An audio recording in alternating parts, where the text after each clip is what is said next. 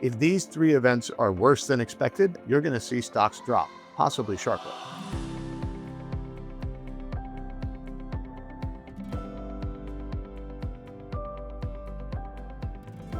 Now, the three important events we have this week are Tuesday's CPI report, Thursday's PPI report, and Friday's retail sales report.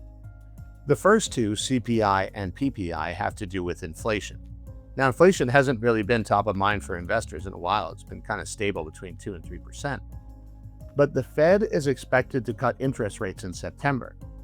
If CPI or PPI are much higher than expected, that will put the Fed rate cut in doubt, and that is going to be a problem for markets.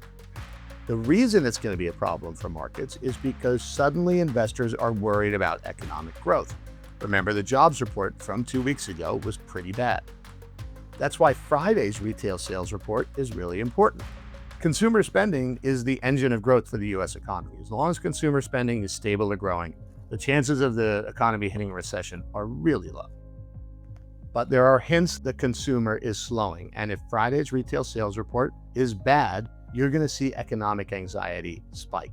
And then investors are going to say, gee, I'm worried about a slowdown, and the Fed can't cut rates because of inflation. That idea is called stagflation, slowing growth and rising inflation.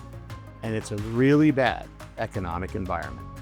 Now, positively, there is no current evidence that stagflation is a threat. And even if the reports this week are bad, you can't say stagflation is here yet. But with stocks extended and still trading at high valuations, there's very little room for error. So if these reports are soft this week, don't be surprised if we get a sudden return of market volatility. Thank you for watching our video. If you found this analysis and commentary useful, please like, comment, or subscribe to our YouTube channel to continue to get important market updates. And go to sevensreport.com to start your free 2-week trial of the Sevens Report.